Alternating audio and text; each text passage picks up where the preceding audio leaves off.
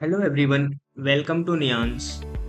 Today we are talking about a very good feature in Odoo, like we can import or we can add, sorry, we not import, we can add our QR code for payment purpose on our sales invoice. Like this feature of this is like suppose you are creating a sales invoice and you want to add your bank detail as well as QR code. So your customer wants, if they want payment do it instantly, they can simply scan your QR code and pay it to you.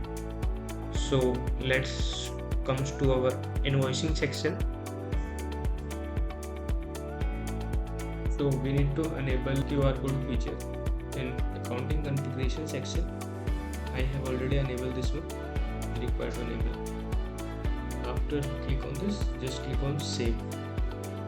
So I have done this already. I will not click on the save button. I am going to create a invoice. So I just click on customer, then invoice, then new. Then I select customer. Invoice date I will select. I need to choose a product.